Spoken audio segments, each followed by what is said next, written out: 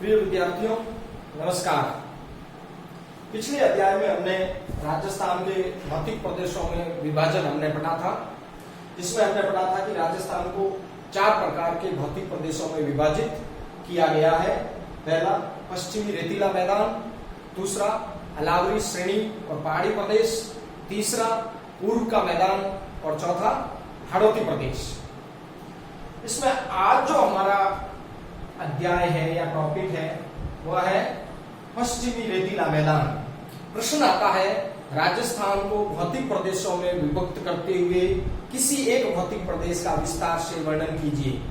तो हम इसके अंतर्गत लेते हैं आज हमारा पश्चिमी रेतीला मैदान। वैसे प्रश्न कई प्रकार से बनता है, राजस्थान को भौतिक प्रदेशों में विभक्त करते हुए पश्चिमी रेतीले मैदान की विस्तार से चर्चा कीजिए, या राजस्थान को भौतिक प्रदेशों में विभाजित कीजिए और अरावली श्रेणी और पहाड़ी प्रदेश का विस्तार से वर्णन कीजिए, या पूर्वी मैदान का विस्तार से वर्णन कीजिए।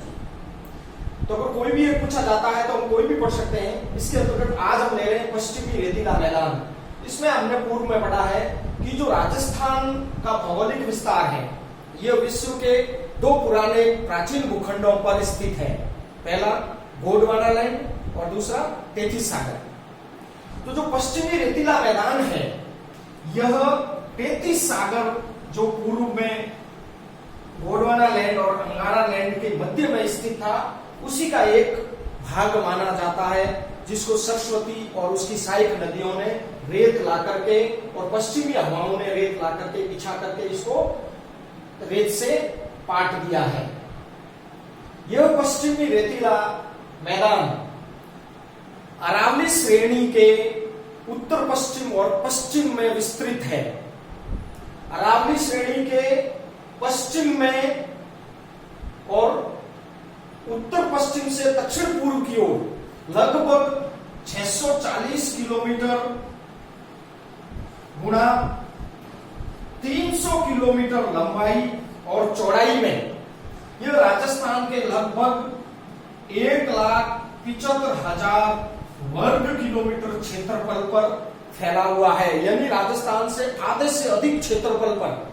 और राजस्थान का कुल क्षेत्रफल मैंने आपको पूर्व में बताया है 3,42,239 वर्ग किलोमीटर, देश का सबसे बड़ा राज्य है।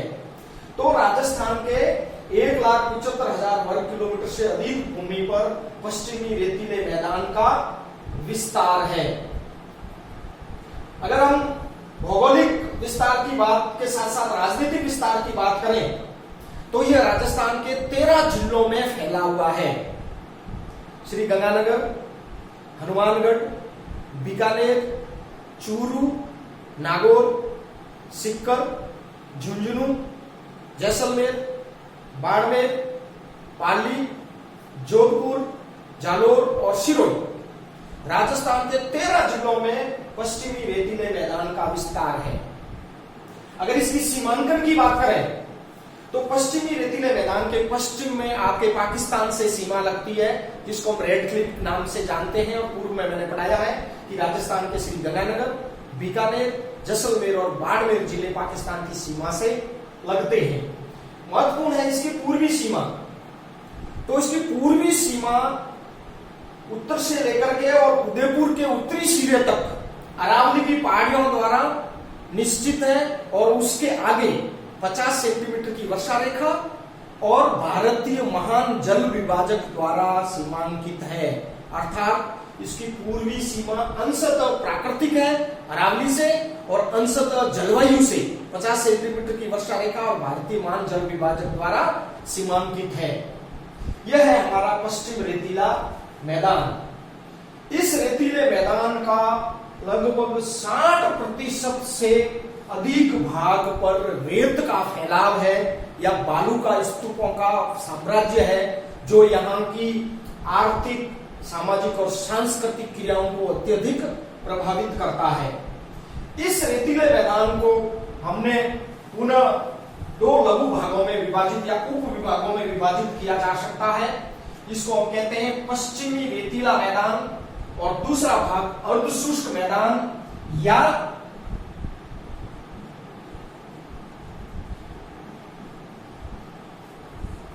राजस्थान मानगढ़ प्रदेश, इसको हम पुनः दो भागों में बांटते हैं, शुष्क रेतीला मैदान और अर्ध शुष्क रेतीला मैदान या राजस्थान मानगढ़। तो आज हमारे अध्याय में महत्वपूर्ण हमारा फोकस है शुष्क रेतीला मैदान। यह शुष्क रेतीले मैदान को पुनः हमने दो लघु इकाइयों में विभाजित किया है। पहला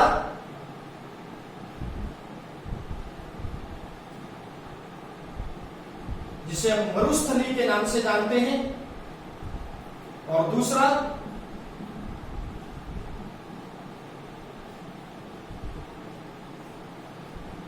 बालू का स्तूप मुक्त प्रदेश।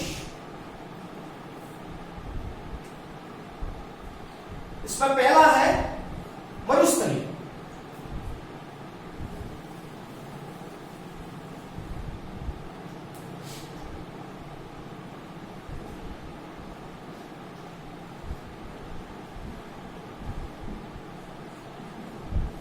यह मरुस्थली दूर पश्चिम में संपूर्ण जैसलमेर, बीकानेर, चूरू, पश्चिम नागौर और पश्चिम जोधपुर जिलों में फैली हुई है। इस मरुस्थली पर आम रूप से देखा जाए तो दो प्रकार की विशेषताएं देखने को मिलती है। पहला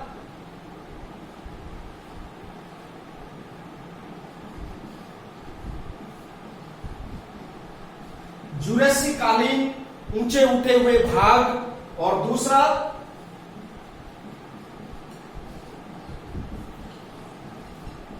इयोसीन काल के चूना पत्थर के जमाव।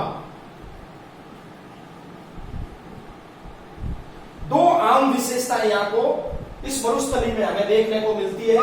एक जुरासिक कालीन ऊंचे उठे हुए भाग और दूसरा इयोसीन काल के चूना पत्थर। मैंने पूर्व अपने एक अध्याय में जुरासिक काल की चट्टानों के बारे में आपको बताया था कि जैसलमेर से 13 किलोमीटर दूर बाड़मेर रोड पर आकल गांव के पास में एक आकल वुड फॉसिल्स पार्क है, जहां जुरासिक कालीन 18 करोड़ साल पुराने पेड़ों के अवशेष पाए जाते हैं। बहुत ही महत्वपूर्ण प्रश्न है। आकल वुड फॉसिल पार्क इसी चट्टानों पर निर्मित है। दूसरा इयोसीन काल के चूना पत्थर। तो मैं आपको एक बहुत ही महत्वपूर्ण प्रश्न यहां बता देना चाहता हूं कि जैसलमेर से 60 किलोमीटर रामगढ़ की तरफ दूर सोनू गांव में विश्व प्रसिद्ध चूना पत्थर स्टील ग्रेड का पाया जाता है, जो पूरे देश विदेश में प्रसिद्ध है।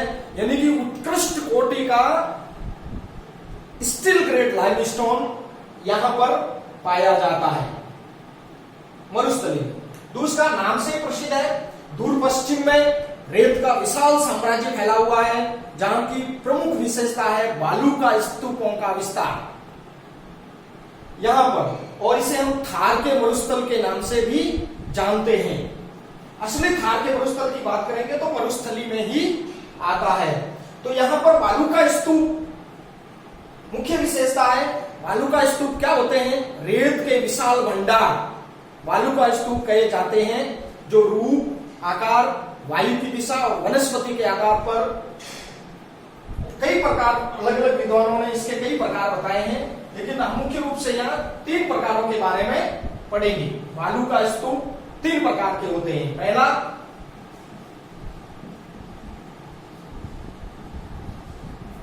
पवनानुव्रती बालू का स्तूप,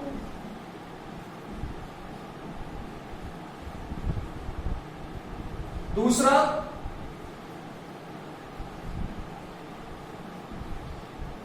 अनुदैर्घ्य बालू का स्तूप और तीसरा मरखान प्रकार के बालू का स्तूप। नाम से स्पष्ट है, पवनानुव्रती बालू का स्तूप। ये बालू का स्तूप जहां वनस्पति का आवरण अधिक पाया जाता है, ये विस्तार में बहुत अधिक बड़े होते हैं। इनकी ऊंचाई 10 मीटर से लेकर 60 मीटर तक होती है और कई किलोमीटर में ये फैले हुए होते हैं, और इनके जो पार्श्व हैं वो पवन के समानांतर होते हैं। ये इनकी सबसे बड़ी विशेषता है। कि इनके पास पवन के समानांतर होते हैं। दूसरा आता है अनुदैर्घ्य वालुका स्तूप। अनुदैर्घ्य वालुका स्तूप जब पवन एक ही दिशा में कई दिन तक बहती है तो रेत के जमाव से, यानी पवन के समकोण पर रेत का जमाव होता है, तो उस प्रकार के वालुका स्तूप को हम अनुदैर्घ्य वालुका स्तूप कहते हैं। ये 10 मीटर से लेकर 40 मीटर की ऊंचाई में और काफी क्षेत्र में फैले हुए होते हैं। इन्हें अब वनस्पति के आवरण द्वारा स्थिर किया गया है। तीसरे प्रकार के स्तूप में वालुका ये बरखान। कंपटीशन के या प्रतियोगी परीक्षाओं के हिसाब से बहुत ही महत्वपूर्ण सवाल है, बरखान क्या होते हैं? तो ये अर्ध चंद्राकार वालुका स्तूप होते हैं।